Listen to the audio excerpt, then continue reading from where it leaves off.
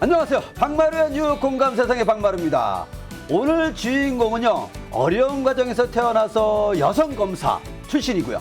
그리고 18대 19대 국회의원을 역임했고, 그리고 이분은요, 하나님을 너무나 사랑한다고 고백하고 다니십니다. 네, 바로 자유한국당 최고위원이신 정미경 최고위원님 오늘 주인공으로 모셨습니다. 어서 오세요. 네, 안녕하세요. 네, 제가 오프닝으로 하나님을 너무 사랑한다고 고백한다고 얘기했는데 정말 맞습니까? 네, 맞습니다.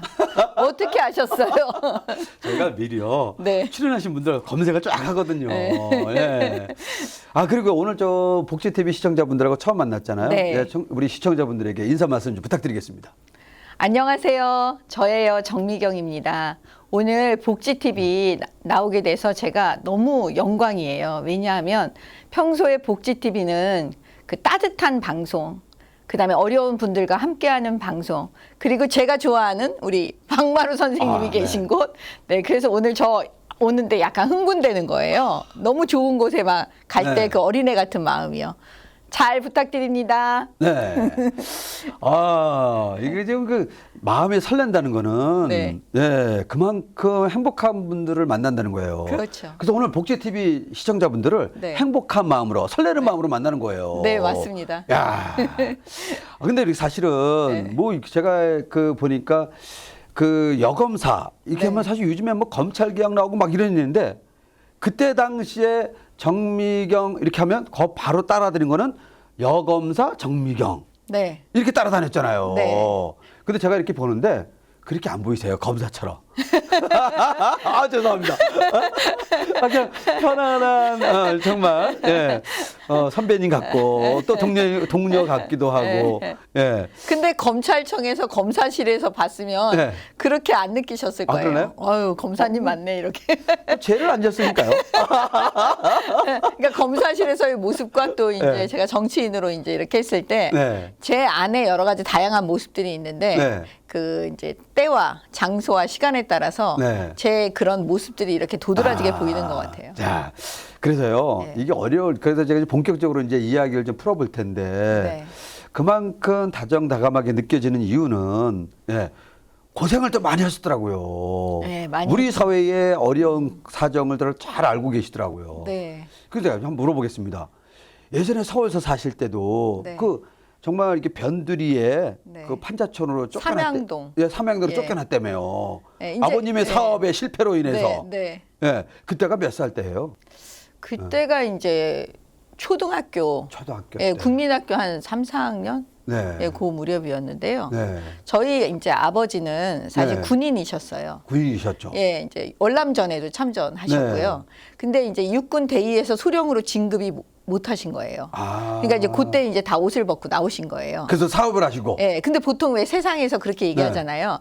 군인이 옷 벗고 나와서 사업하면 쫄딱 망한다. 아, 그때 그랬나요? 보통 그렇게 얘기를 많이 했어요. 네. 이게 세상 물정 모르니까.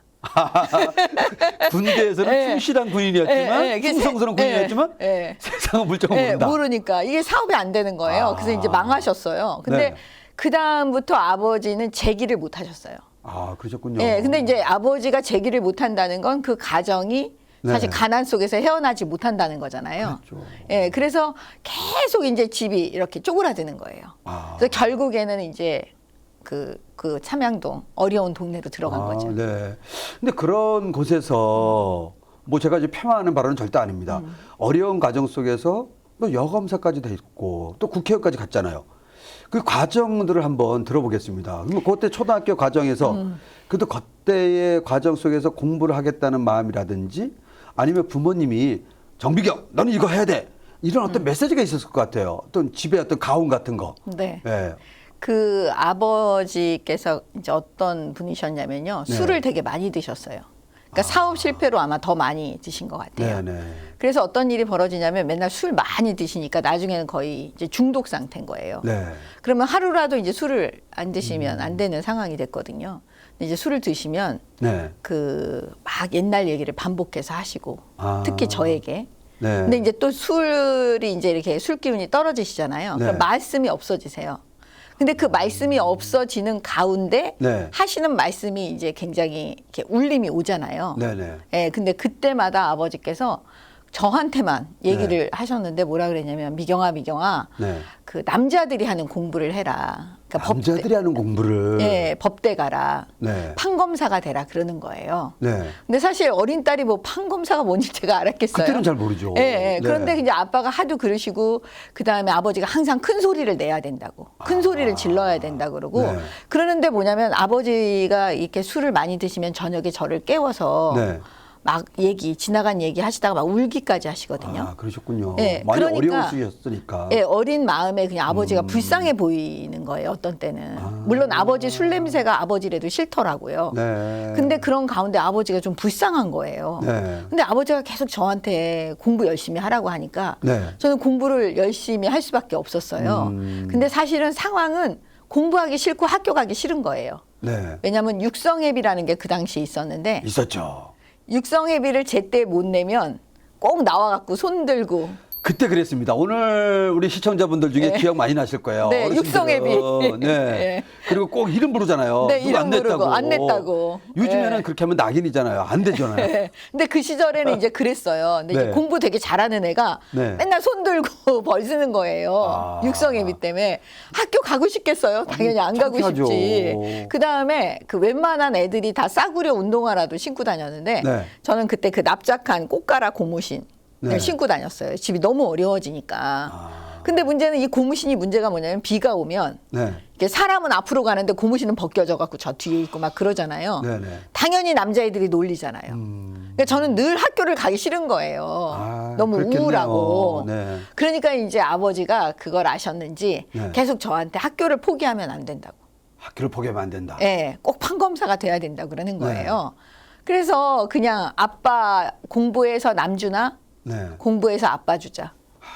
그러면서 그냥 꾸역꾸역 한 거예요. 그러면서 이제 초등학교 과정 지나고 네. 중학교 과정, 고등학교 네. 과정 모범생으로 다 공부 열심히 하는. 아니 이제 겉으로 성적만 보면 모범생인데 속을 보면 모범생은 그랬어요? 전혀 아닌 거예요. 이 분노가 늘 안에 있으니까요. 답답함이 예. 있구나. 그리고 아버지가 또 미운 거예요. 네. 왜냐하면 신데렐라 연습장 한 권도 못 사주는 부모잖아요. 네. 그때는 여자 아이들 사이에서 신데렐라 연습장이 되게 유행이었어요. 신데렐라 그림이 그려져 있는. 근데 애들은 다 갖고 있는데 저는 없는 거예요. 그러니까 현실은 아유. 늘 신데렐라 연습장도 없고 고무신이고 육성회비 못 내서 손 들고 서 있고 이게 현실인 거예요. 그러니까 공부는 잘해서 모범생인데 네. 마음은 항상 무겁고 힘들었다는 거잖아요. 네, 그러니까 맨날 이렇게 고개를 땅만 이렇게 남의 신발만 보고 다니는 거예요.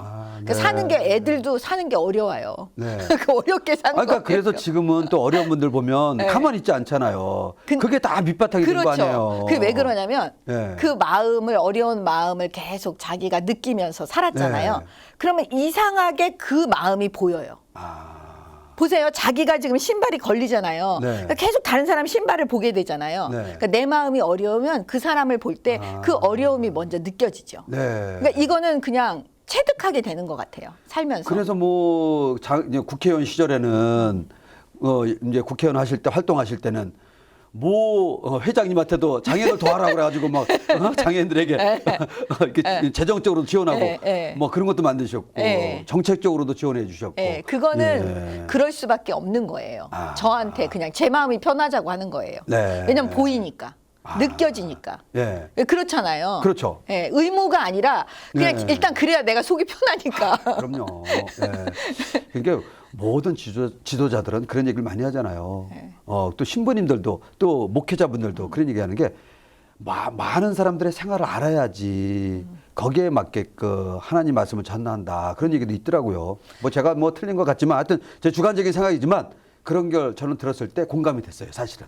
예, 근데 네. 이제 그거는 그냥 예고편이었어요. 제 어린 시절은. 저는 이제 제가 대학 들어갈 때까지는 네.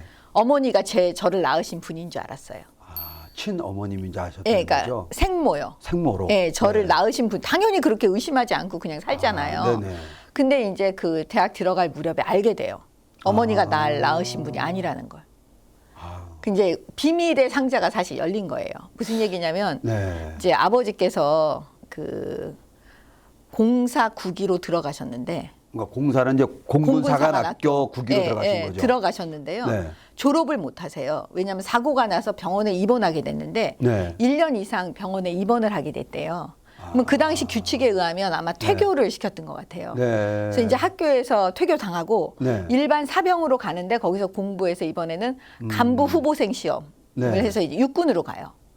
다행히 육군으로 가셨네. 네, 그래서 이제 네. 육군 소위가 되셔갖고 이제 네. 사랑하는 여자를 만나요. 결혼을 해요. 네. 이제 아이들이 태어나죠. 네. 첫째 아이가 이제 사내 아이, 사나이. 둘째 아이가 이제 딸 아이. 네. 근데 이제 제가 생각할 때 아마 제 나이 한 2살, 3살? 네. 기억이 안 나요, 사실. 네. 근데 이제 어머니가 그 제 밑에 동생 네. 아이를 낳다가 피를 많이 흘리고 돌아가시게 된 거예요. 그러셨군요. 근데 그 아이도 죽고요.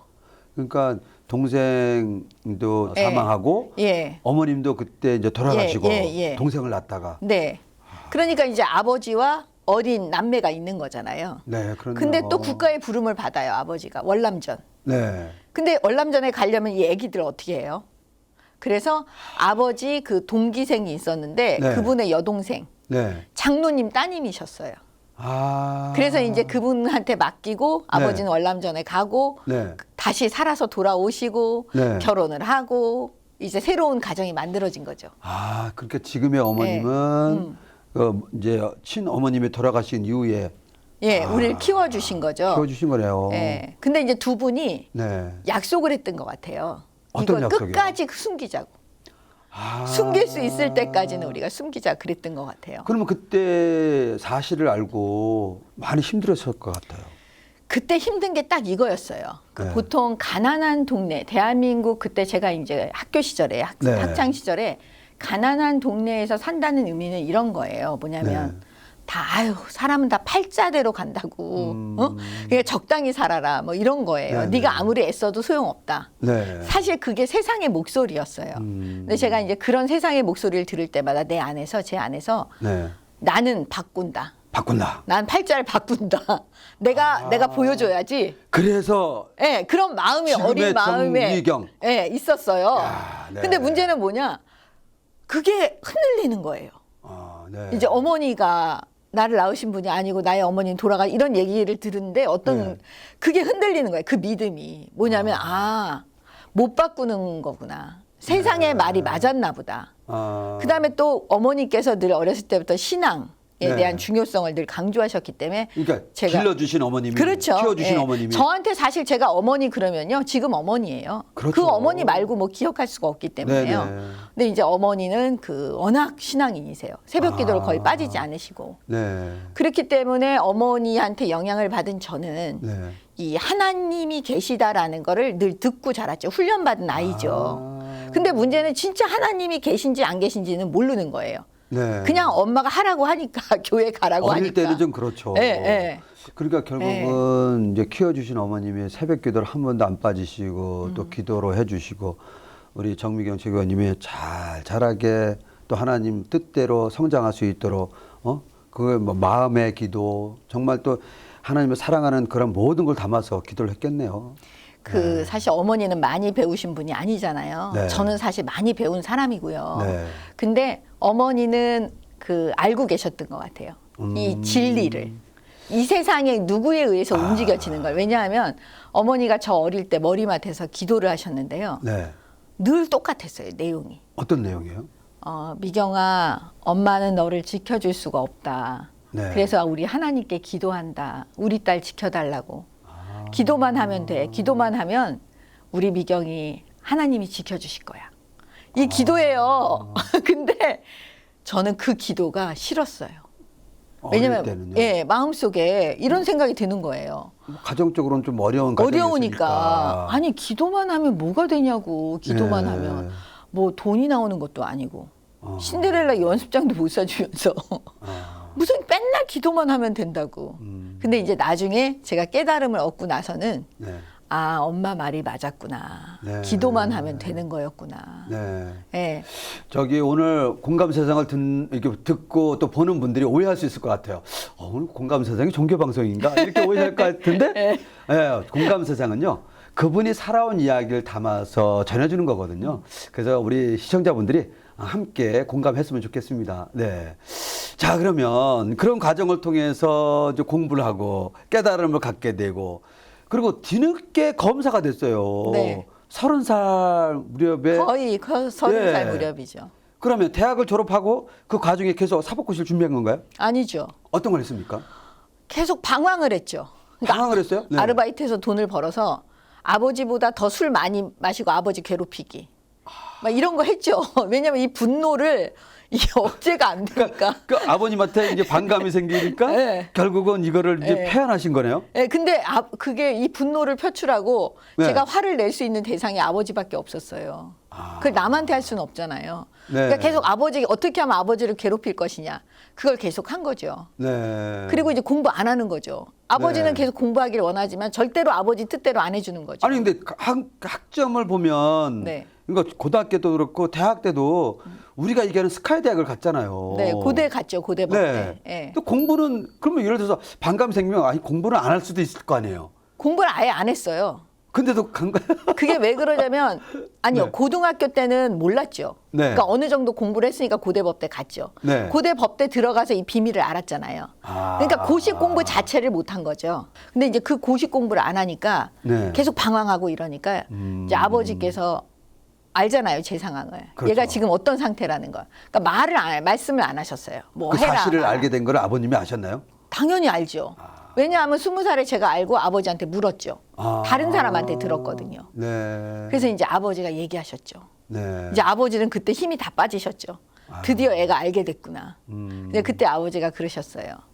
맞다 그러면서 지금 엄마는 천사라고. 그렇겠네요, 엄마한테 진짜. 잘해야 된다. 너도 알지? 네. 그렇게 얘기하셨거든요. 네. 근데 그것과 별개로 저는 아버지한테 계속 화가 나 있었거든요. 그런데 결국은 뭐냐면 또 아버지예요. 네.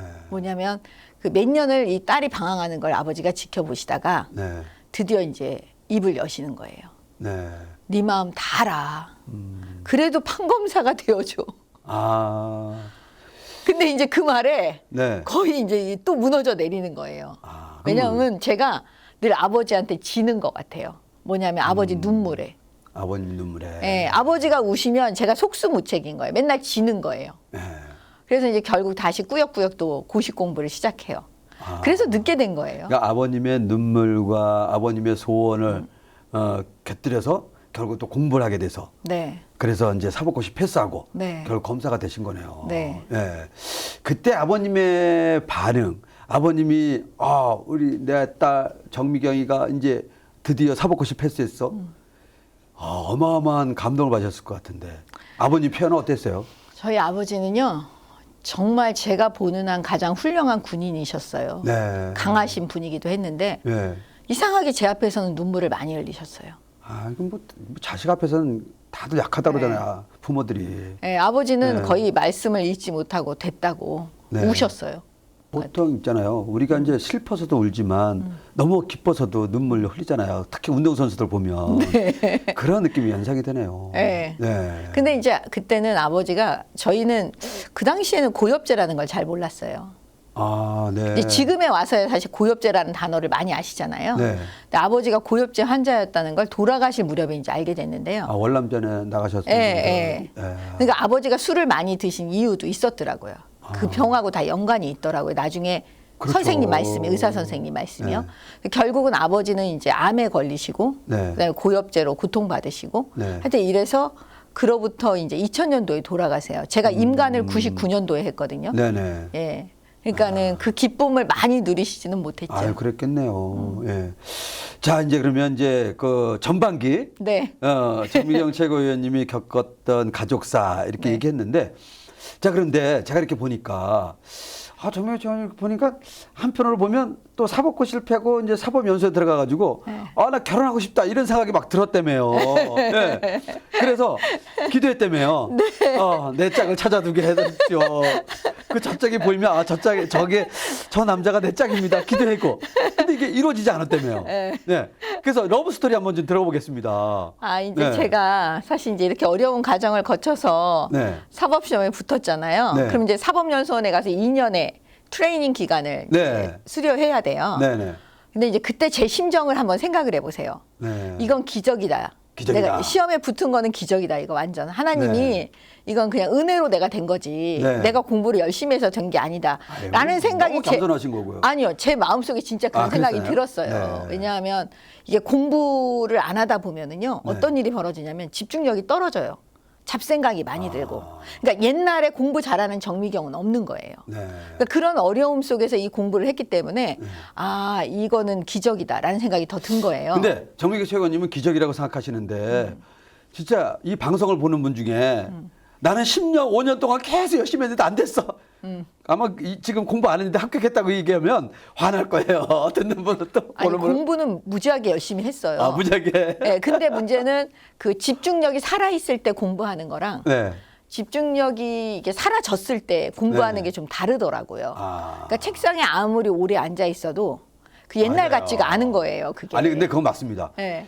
이게 오래 앉아 있었다고 공부 잘한다는 거 그런 게 없고요. 아니에요. 예. 집중력 있게 그 시간에 네. 열심히 하는 네. 분들. 네. 네. 그래서 그게 참 힘들었어요. 네. 근데 그때 느낌이 뭐였냐면 더 이상 이 땅에서 내가 가져야 되는 욕망 네. 이런 욕심을 내면 안 된다. 아. 다 받았다라는 생각이 드는 네네. 거예요. 네. 그래서 더 이상 욕심을 내면 안 돼요. 그래서 제가 이제 저 자신을 분석해 보니까 네. 가난하고 네. 뭐 나이도 그때는 그때 수준에서 나이가 많이 먹은 거예요. 네. 여자 나이도 많고. 뭐 30이 넘었으니까. 네, 뭐 그러니까 네. 그 제가 이 결혼해야 되겠다, 결혼하고 싶다라는 욕망을 가지면 안 된다라고 네. 제가 스스로 생각을 한 거예요. 이제부터는 그런 욕심은 내지 말자. 그랬는데 마음이 되게 간사한 게 네. 사법연수원에 갔는데 네. 이 남자가 눈에 보이는 거예요. 와. 그래서 아 이러면 안 되는데 네. 욕심을 낸다는 부분에 이러면 안 되는 아. 거다라는 생각을 한 네. 거예요. 여기서 더 이상 욕심을 내면 안 된다. 네. 그랬는데 자꾸 욕심이 가잖아요. 제가 네. 뭐냐면 괴로운 거예요. 이런 아. 욕심이 자꾸 생기니까 없어야 되는데 네. 그래서 이제 이러지도 못하고 저러지도 못하고 있는 거예요. 네. 그래서 기도하면 되잖아요, 사실. 근데 기도를 못했어요. 왜냐하면 그 전에 네. 기도해서 아 이렇게 사법시험에 합격하게 해달라는 꿈을 미리 꾸게 해달라고. 네. 그러면서 다시는 이렇게 유치한 기도는 안 하겠다고. 네. 이게 꿈꾸게 해달라는 기도를 했고 그거에 응답을 받았어요. 네. 근데 약속을 했어요, 하나님께. 네. 다시는 이런 유치한 기도는 안 하겠다고. 아. 그랬는데 여기서 좋은 남자 만나게 해달라고 하는 그 기도는 제가 하나님께 한 그 약속을 깨는 거기 때문에 네. 기도를 못 하는 거예요. 근데 마음만 괴로운 거잖아요. 네네. 그래서 제가 괴로워하는데 어느 날 목사님께서 설교 시간에 네. 이러는 거예요. 아니 무슨 기도를 그렇게 길게 하냐고. 네. 하나님이 다 아시기 때문에 짧게 하도 된대요. 네. 순조로움 주시옵소서. 그러면 다 끝난다는 거예요. 짧으면서도 네. 정확하게. 네, 근데 그러면 제가 좋은 남자를 주시옵소서 이 기도 피해가는 거잖아요. 네. 그래서 어떻게 했냐면 신나게 이제 연수원에 와서 남자를 찍어요. 네. 아, 저 남자 정도면 괜찮겠다 이러면서 찍고 기도해요. 어떻게 네. 기도하냐면 순조로움 주시옵소서 이렇게 해요. 아. 근데 문제는 뭐냐? 되게 열심히 오랜 기간 했는데 그 남자가 반응이 없는 거예요. 반응이 없었어요? 네, 그래서 속으로 아, 저 남자는 아니라는 건가 보다. 아, 저는 아니고. 네, 그래서 남자를 바꿔요. 남자를 바꿔요? 예, 연수원에서 남자를 아니, 바꾸는 거예요, 계속. 그러니까 혼자서 바꾼 거잖아요. 제가 혼자 혼자서. 그 남자는 몰라요. 전혀 모르고 상대는. 예. 네. 그래서 바꿔가면서 계속 네. 기도하는 거예요. 저 남자다. 또 순조로움 주시옵소서. 네. 근데 또 이 친구도 아무런 반응이 없는 거예요. 두 번째도 예. 그 또 네. 바꿔요. 또 바꿨어요? 예. 그러니까 네. 연수원 2년 내내 저는 남자를 바꿔가면서 기도한 거예요. 저 남자다 이러면서 네. 또 바꾸고 뭐 이렇게. 네. 그래서 이제 다 포기해요. 이제 안 되니까. 예, 2년 이제 다 지나갔는데 네. 오면 안 되는 거예요. 이게. 기도 응답이 없었네. 예, 예. 그래서 네. 아 이제 포기하고 기도를 바꿔요. 어떻게 어떻게 바꾸냐면 알겠습니다. 이제 혼자 살겠습니다. 외롭지 않게 해주세요. 이렇게 바꿔요. 근데 아. 남자가 나타나요. 전혀 예상할 수 없었던 남자가. 예상할 수 없었던 예. 남자. 그게 누구였냐면요. 네. 사법연수원에 딱 들어갔을 때 네. 고대 법대 후배가 있었어요. 아, 네. 근데 이 친구는 5살 어려요. 연하예요? 예. 네. 그럼 생각해 보세요. 그 당시에는 연상 연하 커플도 없었고 그렇죠. 5살 연하인데다가 저한테 네. 누나라고 하잖아요. 그렇죠. 법대 후배인데다가 네. 누나 이렇게 하고 근데 이 친구가 아침마다 전화를 해서 저를 깨워줬어요. 모닝콜. 야. 그리고 도서관에 자리 맡아놨다. 빨리 네. 나와라. 뭐 이런 네. 거 하고요. 그 다음에 그 밥 먹을 때 혼자 네. 가면 언제든지 옆에서 같이 밥 먹어주죠. 네. 그 다음에 그 당시에 숙제 있잖아요. 네. 사법연수원 숙제. 그러면 자기 거 하고 내 것까지 다 해서 갖다 줬어요. 야. 제가 그 얘기하니까 딱 그런 생각이 들어요. 작은 별대로 있었는데 못 봤지. 엉뚱한 데서 기도하신 거야. 맞아요. 그리고 또 한 가지 더 중요한 거는요. 예. 이 사람이 정말 소중하다. 너의 짝이다. 딱 이렇게. 근데 그때는 연결해 주신 그런 걸 거네요. 모른다니까요. 네. 근데 이제 이 친구가 충청남도 청양이 고향이에요. 네. 근데 맨날 옆에서 얘기하는 게 뭐라고 얘기하냐면 네. 뭐 어릴 때 축구공이 없어서 돼지 오줌보로 축구를 했다고 하고. 어릴 때 자주 그랬어요. 돼지 그. 근데 저는 오줌보로. 그게 60년생이 그런 얘기를 했으면 제가 이해를 했을 텐데 저는 네. 65년생이거든요. 네네. 근데 이거는 저보다 5살이라 어린 70년생이 그런 얘기를 하니까 와. 이게 이해가 잘 안 되는 거예요. 그다음에 뭐 자기가 공부 열심히 해서 잘해서 아버지가 네. 대전으로 유학을 보내줬다고. 뭐 이런 얘기를 하는 거예요. 보통 유학이라는 단어는 그렇게 안 쓰잖아요. 그러면 집안에 아주 소중한 아들이었네요. 또. 네. 근데 가난한 농부의 아들이었거든요. 네. 그래서 제가 속으로 네. 드러내지는 못하고 속으로 네. 얘는 나보다 더 심한 아이였구나. 아. 제가 이렇게 생각을 한 거예요. 전혀 제 레이더에 걸리는 애가 아니었어요. 자, 근데 네. 뭐 모닝콜 해줬고 도서관에 자리 잡아줬고 식사도 같이 했고 이랬을 때 보통 남녀는 눈치를 조금 챈다고 그러는데 전혀 눈치를 못 챘어요? 전혀 못 챘죠. 5살 어린데요. 그러니까 연하 지금의 남편께서 나를 좀 이렇게 좋아하는구나 이런 걸 눈치 못 챘어요? 전혀 못 챘죠. 그리고 애들이 놀렸어요. 네. 이렇게 지나가면 정미경 마당새 간다고. 막 놀렸어요. 그만쯤 다 했으니까. 네, 다 너무 잘해주고 이제 이러니까. 네. 근데 그냥 그건 워낙 이제 고대라는 특수성이 선후배가 되게 잘해요. 네. 그러니까 이건 그냥 이 아이가 네. 후배로서 이 선배 누나한테 되게 잘하는 거구나. 근데 어느 결정적인 순간에 이걸 알게 된 거예요? 어떻게 알게 됐냐면요. 네. 이제 제가 남자 찍어서 기도하는 것도 알았어요. 이 후배가. 후배가요? 네, 지금의 남편이. 그런데 이제 다 이제 연수원 2년 차 이제 졸업하면 네. 각자의 길을 가잖아요. 네. 이제 서로 못 만나는 거잖아요. 네. 남편은 어리니까 군대 가야 되잖아요. 법무관으로. 네. 그리고 저는 이제 이제 검사로 가게 되잖아요. 네. 그 마지막 날이었던 것 같아요. 밤에 전화가 왔어요. 네. 예, 후배한테. 네. 그러면서 누나, 아버지가 반대하셔. 뭘? 누나랑 결혼하는 거. 그러는 거예요. 이거 황당하겠네요. 네. 그 전화를 딱 받는 순간. 네, 근데 제가 저도 모르게 뭐라고 얘기했냐면 네. 화를 버럭 내면서 야, 니네 아버지가 왜 반대하시는데? 그러는 거예요. 그 말 한마디 때문에 결혼해요. 그러네요. 네. 상대는 그렇게 얘기했는데, 또 정명희 최고위원님은 야, 왜 반대해? 예스한 거네. 마치 사귄 사람처럼 대화를 해버린 거잖아요. 네. 그래서 이제 그 다음 날 만났는데 네. 되게 어색하잖아요. 네. 근데 그러는 거예요. 뭐 결국 걱정하지 말라 그러면서 네. 아버지는 자기 편이다나 뭐 이런 얘기 해가지고 결국 그래서 결혼해요. 5살 연하와. 그것도 러브스토리 많은 남자를 제쳐놓고. 네, 야, 축하드립니다. 성공하셨습니다. 네 맞아요.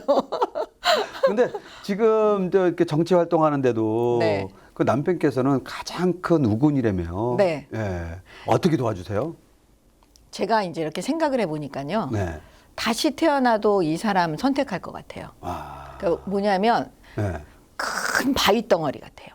네. 그러니까 제가 이제 밖에서 사실 스트레스도 많이 받고 네네. 활동과 이 열정과 에너지가 와. 많은 사람이라 네. 상처도 많이 받아요. 네네. 그럼 이제 집에 오면 거의 다 만사가 힘들고 귀찮잖아요. 네. 그럼 와서 탁 이렇게 쉴 때 이 네. 받쳐주는 사람 아. 그런 사람이에요. 그러면요, 제가 뭐 이거 말씀하셨으니까 사실인지 확인해 보겠습니다. 사랑한다고 고백한 건 정도 하세요? 지금 평소에요? 예, 평소에도 그렇고 예전에도 그렇고. 사랑한다는 말은 그냥 결혼할 때쯤에 들어본 것 같고. 아니 그러니까 정미가 최고위원님은 남편에게요. 제가 사랑한다고요? 네. 저는 별로 많이 안 하는 것 같아요. 그랬어요? 네. 그러니까 근데 알아요. 이심점심으로 통한다는 거예요? 네, 그러니까 예를 들면 네. 이런 거예요. 이제 제가 하루 종일 이제 일을 많이 네. 하고 오잖아요. 네. 그럼 남편이 이래요. 이렇게 앉아 있잖아요. 네. 서재에서. 네. 그러면 의자를 딱 갖다 놓고 자, 이제부터 시작해. 그래요, 남편이. 오늘 이제 시작하래요. 스트레스 있는 거를 다 풀어내는 거죠? 누구 흉볼 거 있으면 자기한테 다 보고 잊어버려라. 이런 거예요. 이제 준비가 됐어. 이제 시작해. 이러는 거예요. 그럼 제가 좀 웃음이 나오잖아요. 네. 남편의 그 행동에. 야. 그래서 이제 있었던 일을 또 막 얘기해요. 오늘 우리 시청자분들이요. 야, 정명 최고위원 결혼 잘하셨네. 네. 이 얘기가 저절로 나올 것 같아요. 네. 저런 남편을 어디서 만날까? 그것도 5살 연하의 남성을. 네. 야, 근데 사실은 이제 그런 게 결국은 지금의 사회 활동에 정치 활동에 어마어마한 큰 힘이 되고 있잖아요. 엄청난 힘이죠. 그래서 네. 오늘 공개적으로 제가 기회를 드릴게요. 네. 뭐 최고의 남편이라고 얘기하셨지만 예. 그래도 한번 방송을 통해서 예. 이건 처음인 것 같아요. 처음인 거예요? 예. 예, 아마 이거 기사가 날 것 같아요. 뭐라고 해야 그러니까 되죠? 애들 아빠 이름을 하면서 예. 그래도 한번 해보세요. 예, 기회를 드리겠습니다, 제가. 이 처음 있는 일이라 좀 당황스러운데요. 네. 그 우리가 부를 때는 그냥 네. 이 변호사, 이변 이러거든요. 네. 남편한테. 아, 그렇게 하세요. 그럼 편안하게. 네. 그 이 변호사님 되게 쑥스러운데요. 그 늘 내 옆에서 늘 나를 지켜주고 항상 내 편 되어주고 그래서 너무 고마워요. 그리고 말은 잘 안 하지만 다 알고 있죠? 얼마나 많이 사랑하는지. 앞으로도 지금처럼 이런 관계가 계속됐으면 좋겠어요. 되게 쑥스러워. 쑥스럽죠. 아이고. 근데 사실은 이제 사랑 고백은 할수록 좋대요. 네, 맞아요. 예, 근데 이 변호사님, 예, 성공하셨습니다. 아주 두 분 정말 행복하게 잘 사시기를 저도 함께 응원할게요. 네. 네. 자, 그리고 보니까 또 18대, 19대 이제 의정 활동을 했잖아요. 이제 네. 의정 활동 한번 여쭤보겠습니다. 네. 예. 사실 여성으로서 수원시에서는 최초의 국회의원이 네. 탄생했다고 네. 대단했다고 들었습니다. 네. 예. 그만큼 어깨가 무거웠던 거잖아요. 그렇죠. 예. 예. 그래서 좀 의정 활동 잘했습니까? 네. 정말 잘했어요. 어떻게 했습니까? 왜 그러냐면 네. 그때는요. 그 제 지역이 네. 그때 당시는 한나라당, 그러니까 자유한국당의 우호적인 지역은 아니었어요. 네. 예. 그래서 이 발로 뛰지 않으면 네. 주민들을 만나지 않으면 네. 이게 저를 잘 모르는 거예요. 정미경이라는 사람을 어떤 사람인지 네. 잘 모르시는 거예요. 네. 그래서 그때 제 마음속에 무슨 생각이 들었냐면 네. 이 땅 밟기를 해서 네. 직접 땅을 밟으면서 그 주민들을 다 만나면 그 만나는 주민은 다 정미경 편이 될 거다라는 그런 생각이 막 드는 거예요. 그래서 직접 일을 하고 네. 항상 의정 보고서를 들고 다녔어요. 직접 지역을.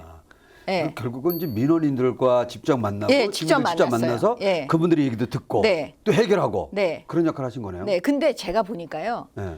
제가 어릴 때 좀 어려운 동네에서 살았잖아요. 네. 그러면 이렇게 동네를 다니면서 어려운 곳에 갈수록 더 마음이 편해져요.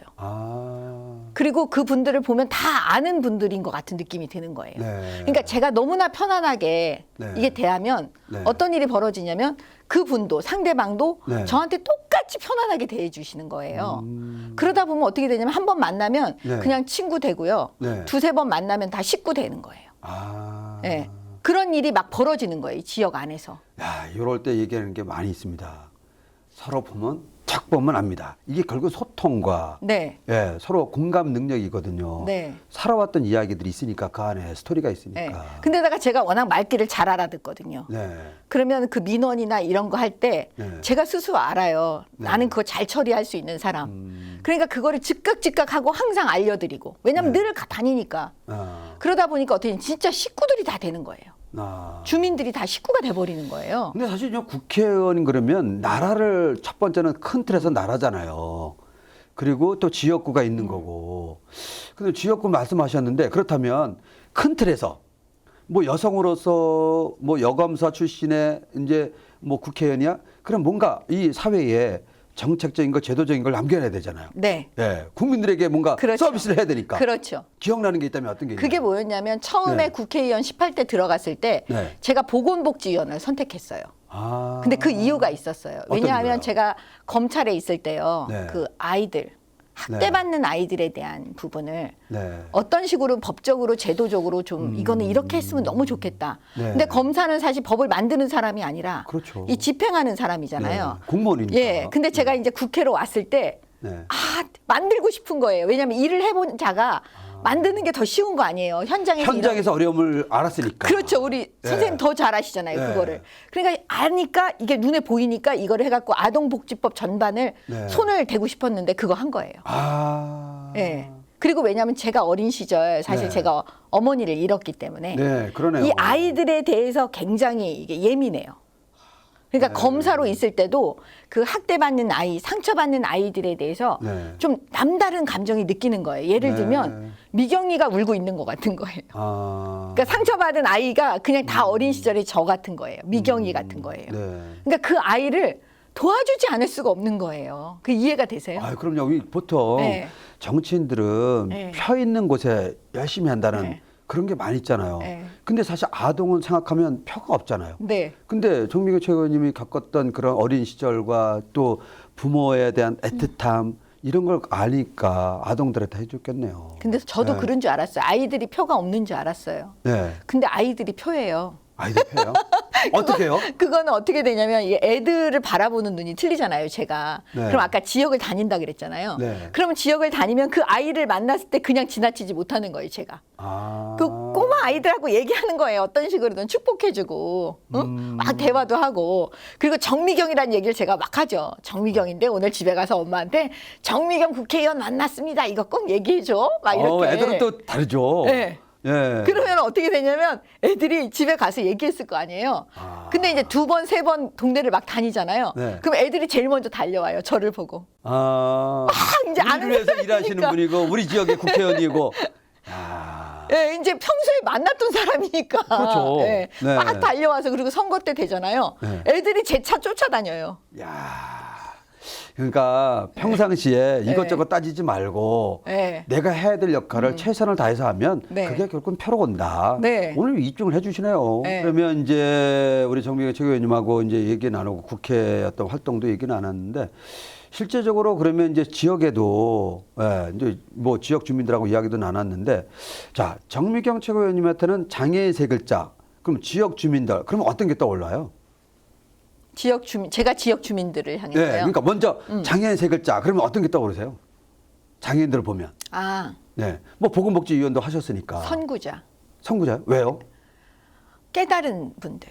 아, 그게 뭐냐면 저는 네. 이제 제가 고통을 많이 받으니까 네, 제 마음이 제게 아닌 거예요. 네, 왜냐하면 아 공부를 열심히 해야지. 아 이걸 잊어버려야지. 누굴 미워하지 말아야지. 네. 그런다고 그러면 제 마음이 제 거면 생각하는 대로 마음이 움직여야 되잖아요. 아 저 남자를 잊어야지. 근데 연애할 때 그런 거 안 되잖아요. 네네네. 예를 들면. 네. 그러니까 아 내 마음은 내게 아니구나. 이거를 우리는 고통을 통해서 사실 깨닫거든요. 네, 네. 근데 이제 장애인 분들은 뭐냐면 선구자예요. 아. 내 몸도 내게 아니라는 걸 이 건강한 분들은 몰라요. 자기가 건강을 잃을 때 아는 거예요. 네. 아 이게 내 몸도 내게 아니는 거구나 이렇게. 네. 네. 근데 장애인 분들은 그걸 그냥 아는 거예요. 몸으로. 그렇죠. 몸이 마음대로 안 되니까. 네, 네. 그러면 몸이 내게 아니라는 걸. 네. 그 엄청난 진리를 깨닫고 계신 분들이에요. 네. 그래서 제가 선구자라 그러는 거예요. 아, 그런 의미로 네. 또 비장애인 분들은 건강하다는 것도 깨닫게 되고. 네.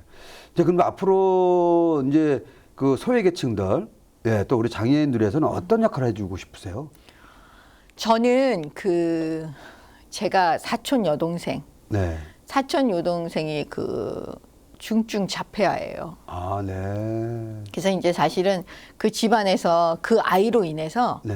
그 여러 가지 많은 일들이 벌어져요. 네. 그래서 그 아이가 살 집, 예를 들면 그 아이와 그 가족들이 같이 살 수 있다. 하여튼 이런 여러 가지. 네. 그러니까 이게 그냥 남의 일이 아닌 거예요. 그 다음에 그 아이로 인해서 네. 그 아이의 오빠, 제 사촌 동생들이죠. 네, 네. 의사인데 그 나이지리아로 가요. 아. 그래서 그 의사 활동을 그 위험한 곳에 가서 하는 거예요. 그 봉사로 가신 거예요? 예, 그건 뭐냐면 봉사위에서? 예, 어릴 네. 때 그 자폐아인 동생을 보고 네. 약속을 한 거예요. 하나님이 고쳐주시면 네. 내가 의사가 돼서 내가 다른 네. 사람을 많이 고쳐주겠다라는 그런 이제 서원을 한 거죠. 네. 근데 사실 아이는 고쳐지진 않았지만 현실에서 문제는 뭐냐면 하나님이 이 세상을 그 아이를 통해서 다른 아이들을 고치는 거예요. 네. 다른 여러 가지 제가 말씀드렸잖아요. 부수적으로 일어나는 거. 네네. 예, 그런 일들을 하나님이 고치시는 걸 보고 이 아이가 잊고 있었다가 자기가 나이지리아로 가는 거예요. 네. 거기 가서 봉사를 하거든요. 네.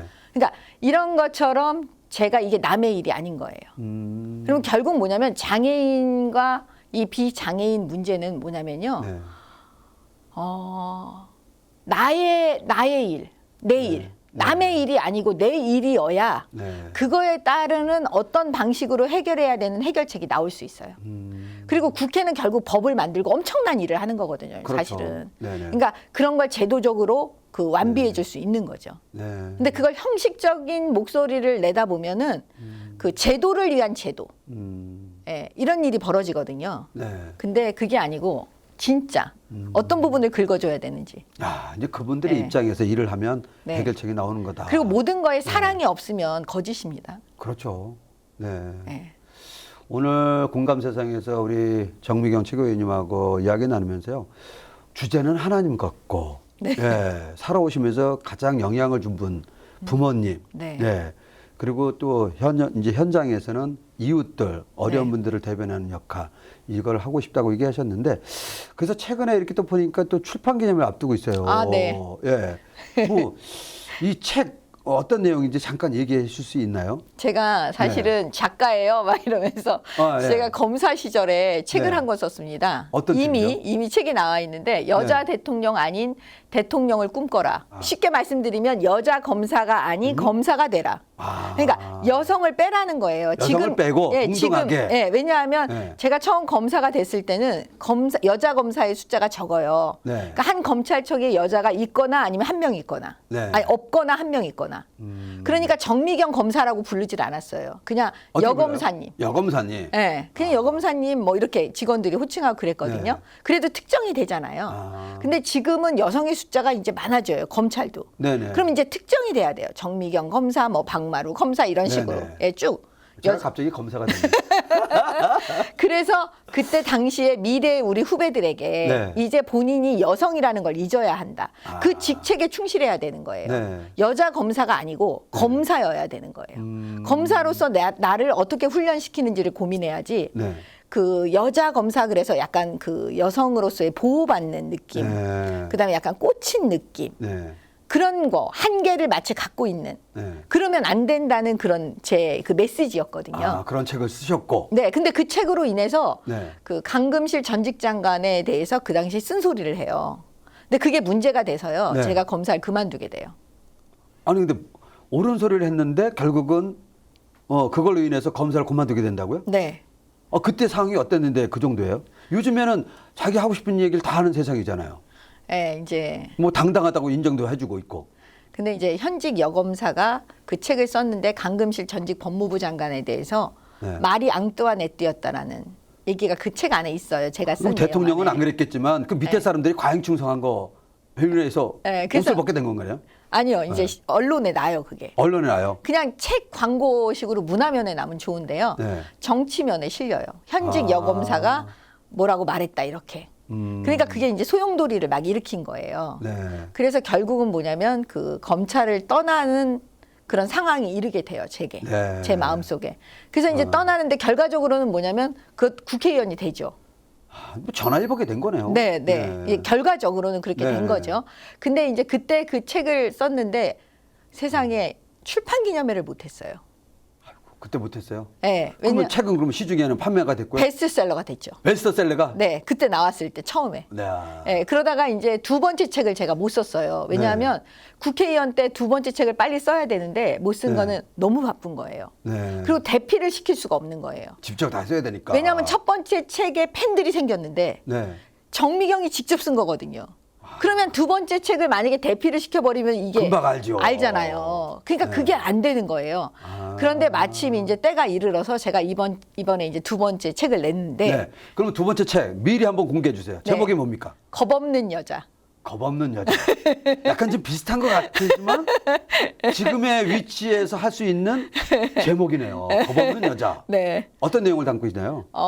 그 약간 수정판처럼 네. 여자 대통령 책에서 네. 그 일부를 좀 갖고 오고 네. 그다음에 제 지금 제 가족 상황, 네. 저 개인적인 얘기 네. 그걸 2부에 쓰고요. 네. 3부는 제가 이제 전당대회에서 최고위원 돼서 네. 최고위원회에서 이 시국에 대해서 하는 얘기들, 네.